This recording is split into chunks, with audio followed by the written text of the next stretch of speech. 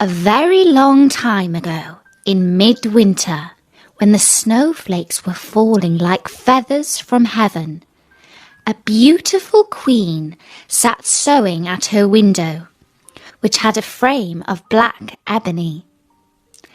As she worked, she looked sometimes at the falling snow, and it happened that she pricked her finger with her needle, so that 3 drops of blood fell upon the snow. The queen said to herself as she looked at it, "Ah me! If only I had a dear little child who had skin as white as the snow, lips as rosy as the blood, and hair as black as the ebony window frame." Soon afterwards she had a little daughter, with skin white as snow, lips rosy as blood, and hair as black as ebony, and she was therefore called Little Snow White. But alas, when the little one was born, the good queen died. A year passed away, and the king took another wife. She was a beautiful woman, but proud and haughty, and she could not bear that anyone else should surpass her in beauty. She had a mirror, and when she stood in front of it and asked, "Mirror, mirror upon the wall, who is the fairest of us all?" the mirror answered, "Thou, O Queen, art the fairest of all." And the queen was contented, because she knew the mirror could speak nothing but the truth. But as time passed on, little Snow White grew more and more beautiful, until when she was 7 years old, she was as lovely as the bright day, and still more lovely than the queen herself, so that when the lady one day asked her mirror, "Mirror, mirror upon the wall, who is the fairest of us all?" it answered, "O Lady Queen, though fair ye be, Snow White is fairer far to see." The queen was shocked, and grew yellow and green with envy. And from that moment, envy and pride grew in her heart like rank weeds, so that she had no peace day or night, until one day she called her huntsman and said, "Take the child away into the woods and kill her, for I can no longer bear the sight of her. And when you return, bring with you her heart, that I may know you have obeyed my will." The huntsman dared not disobey, and he led Snow White out into the woods, and placed an arrow in his bow to pierce her innocent heart. But the little girl cried and begged him, saying, "Ah, dear huntsman, leave me my life. I will run away into the wild forest and never come home again." And as she was so beautiful, the huntsman had pity on her and said, "Run away then, you poor child." While to himself he thought, "The wild beasts will soon have devoured you." And yet it seemed as if a stone had been rolled from his heart, since he now no longer had to kill her. Then as a young wild boar came rushing by, he killed it, took out its heart, and carried it home to the queen. The cook was ordered to prepare this, and the wicked queen ate it, and thought she had eaten the heart of Snow White. Poor little Snow White was now all alone in the wild wood, and so frightened was she that she trembled at every leaf that rustled. Then she began to run, and ran over sharp stones and through thorns, and the wild beasts ran past her, but did her no harm. and she kept on running until she came to a little house where she went in to rest. Inside the cottage, everything she saw was tiny, but more dainty and clean than words can tell. Upon a white-covered table stood 7 little plates, and upon each plate lay a little spoon, besides which there were 7 knives and forks and 7 little goblets. Against the wall, side by side, stood 7 little beds covered with perfectly white sheets. Snow White was so hungry and thirsty that she took a little food from each of the 7 plates and drank a few drops of wine from each goblet, for she did not wish to take everything away from one. Then, because she was so tired, she crept into one of the little beds, but it did not suit her. And then she tried the others, but one was too long, another too short, and so on, until she came to the 7th, which suited her exactly. So she said her prayers and soon fell fast asleep. When night fell, the masters of the little house came home. They were 7 dwarfs who worked with a pickaxe and spade, searching for copper and gold in the heart of the mountains. They lit their 7 candles and then saw that someone had been to visit them. The first said, "Who has been sitting on my chair?" The second said, "Who has been eating from my plate?" The third, "Who has taken my piece of bread?" The fourth, "Who has taken some of my vegetables?" The fifth, "Who has been using my fork?" The sixth, "Who has been cutting with my knife?" The seventh, "Who has been drinking out of my goblet?" The first looked round and saw that his bed was rumpled, so he said, "Who has been getting into my bed?"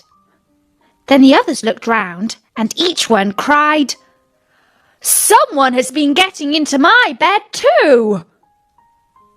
But the 7th, when he looked at his bed, saw little Snow White, who was lying there asleep. And he called the others, who came running up, and they cried out with astonishment, and brought their 7 little candles, and let the light fall on little Snow White. "Oh, heavens! Heavens!" cried they. "What a lovely child!" And they were so glad that they did not wake her up, but let her sleep on in the bed. And the 7th dwarf slept with his companions, 1 hour with each, and so got through the night. When the sun rose, Snow White awoke, and oh, how frightened she was when she saw the 7 little dwarfs. But they were very friendly, and asked what her name was. "My name is Snow White," she answered. "And how did you come to get in our house?" asked the dwarfs. Then she told them how her cruel stepmother had intended her to be killed, but how the huntsman had spared her life, and she had run on until she reached the little house.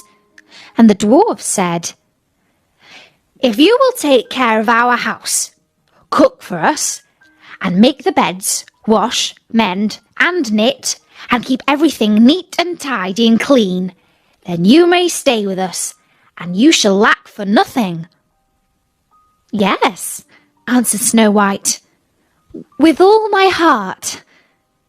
And so she stayed. She kept the house neat and clean for the dwarfs, who went off early in the morning to search for copper and gold in the mountains, and who expected their meal to be standing ready for them when they returned at night. All day long Snow White was alone, and the good little dwarfs warned her to be careful to let no one into the house. "For," said they, Your stepmother will soon discover that you're living here." The Queen, believing, of course, that Snow White was dead, and that she had eaten her heart, and that therefore she was again the most beautiful lady in the land, went to her mirror and said, "Mirror, mirror, upon the wall, who is the fairest of us all?" Then the mirror answered, "O Lady Queen, though fair ye be, Snow White is fairer far to see. Over the hills and far away, she dwells with 7 dwarfs today." How angry she was, for she knew that the mirror spoke only the truth, and that the huntsman must have deceived her. She thought and thought how she might kill Snow White, for she knew she would have neither rest nor peace until she really was the most beautiful lady in the land. At length, she decided what to do. She painted her face and dressed herself like an old peddler woman, so that no one could recognize her, and in this disguise she climbed the 7 mountains that lay between her and the dwarf's house, and she knocked at their door and cried, "Pretty things to sell, very cheap, very cheap." Snow White peeped from the window and said, "Good day, good wife, and what are your wares?" "All sorts of pretty things, my dear," answered the woman. "Silk and laces of every colour." And she held up a bright-coloured one made of pleated silks.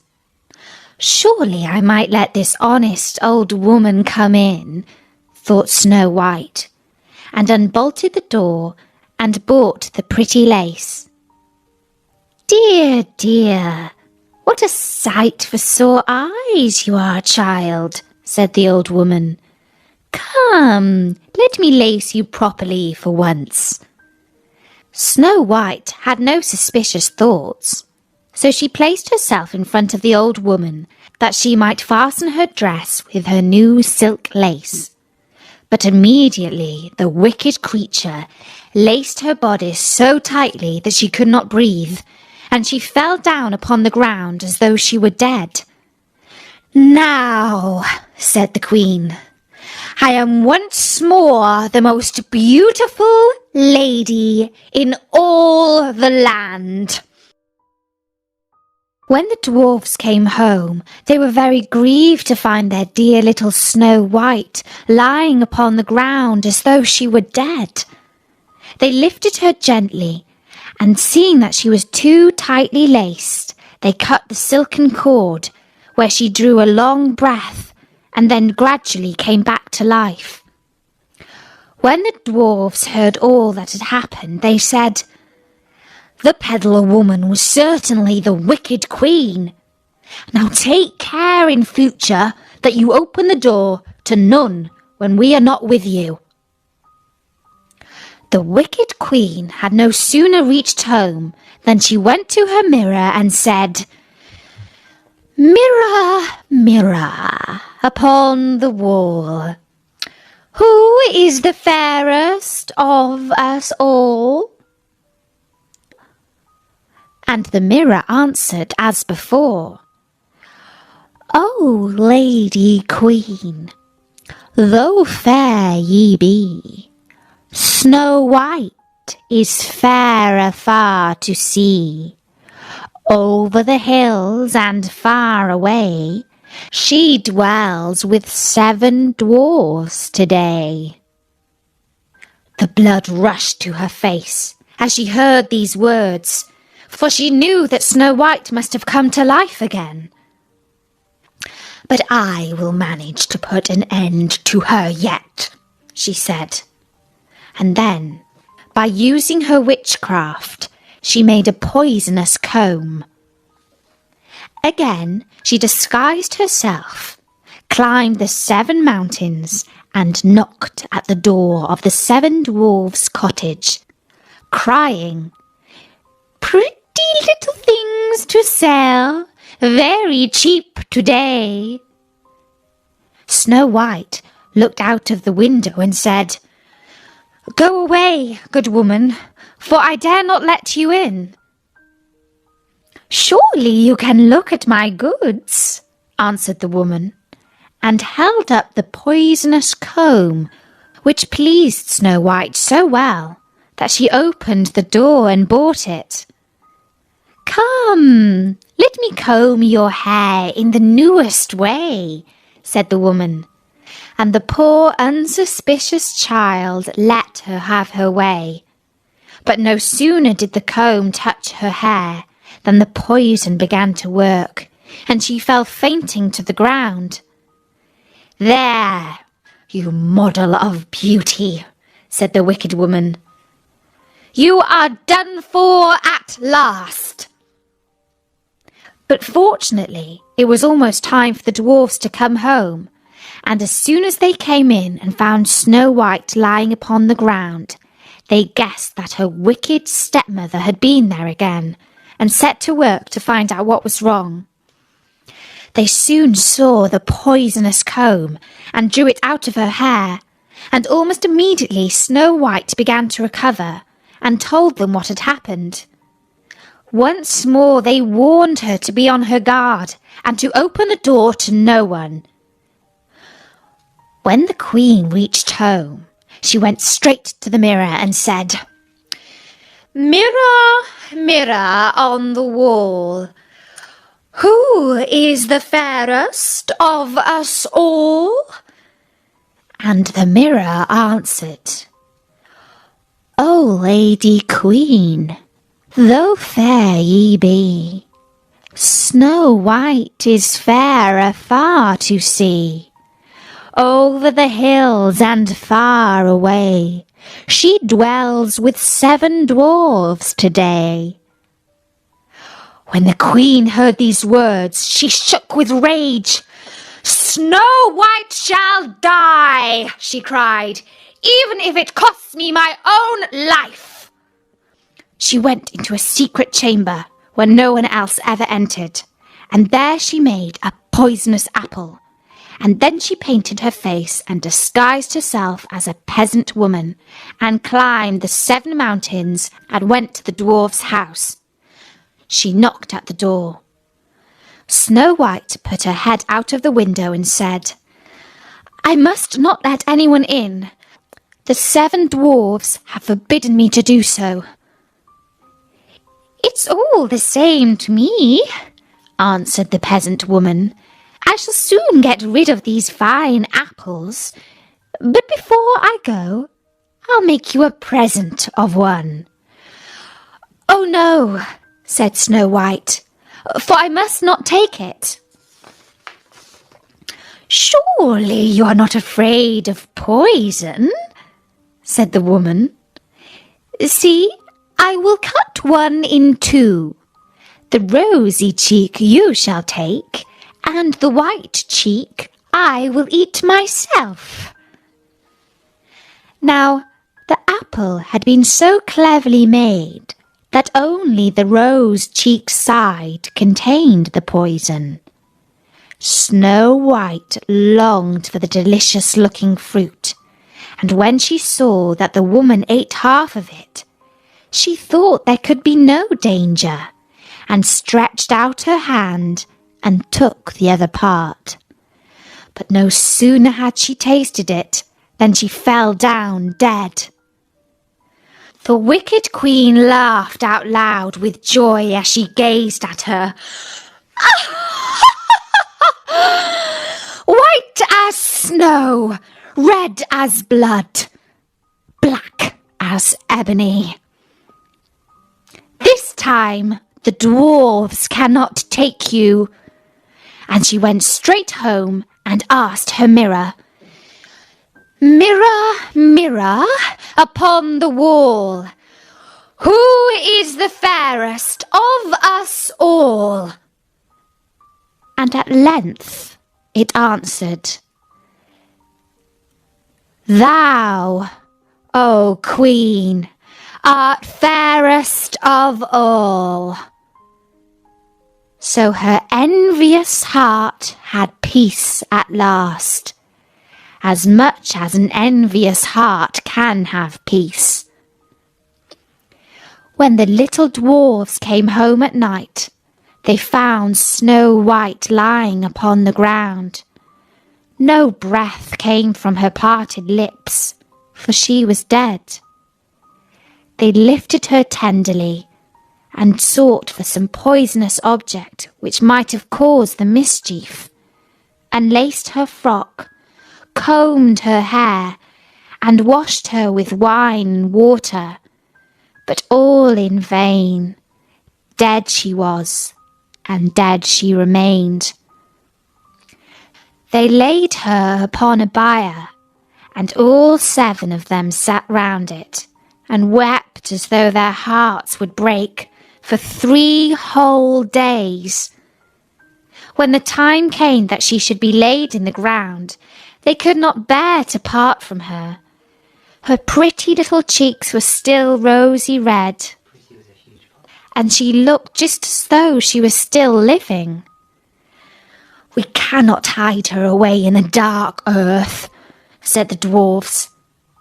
And so they made her a transparent coffin of shining glass, and laid her in it, and wrote her name upon it in letters of gold, and that she was the king's daughter. Then they put the coffin out upon the mountain top, and one of them always stayed by it and watched it. And birds came too, and wept for Snow White, first an owl, then a raven, and last a dove. For a long, long time, little Snow White lay in the coffin, but she did not change. She only looked as though she slept, for her skin was still as white as snow, her lips as red as blood, and her hair as black as ebony. It chanced that a king's son came into the wood, and went to the dwarf's house, meaning to spend the night there.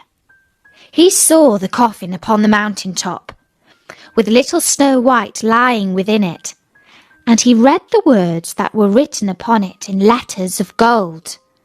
And he said to the dwarfs, "If you will but let me have the coffin, you may ask of me what you will, and I will give it to you." But the dwarfs answered, "We would not sell it for all the gold in the world."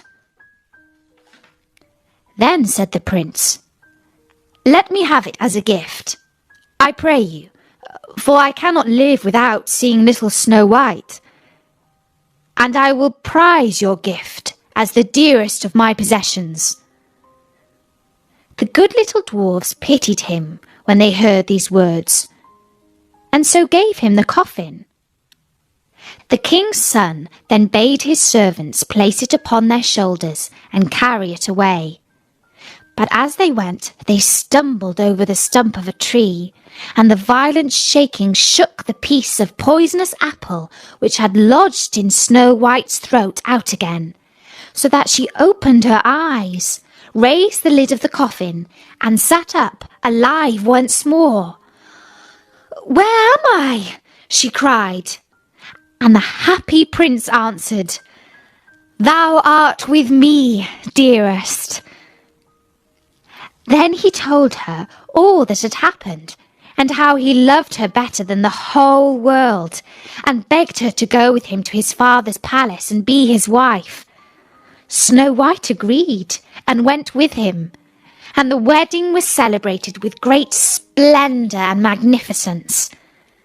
Little Snow White's wicked stepmother was invited to the feast, and when she had dressed herself in the most beautiful clothes, she stood before her mirror and said, "Mirror, mirror upon the wall, who is the fairest of all?" And the mirror answered, O Lady Queen, though fair ye be, the young queen is fairer to see. Oh, how angry the wicked woman was then, and so terrified too, that she scarcely knew what to do. At first she thought she would not go to the wedding at all, but then she felt she could not rest until she had seen the young queen. No sooner did she enter the palace than she recognized little Snow White and could not move for terror. But as punishment for the evil, wicked stepmother's ways, a pair of red-hot iron shoes was brought into the room with tongs and set before her, and these she was forced to put on and to dance in them until she could dance no longer, but fell down dead. And that was the end of the wicked queen.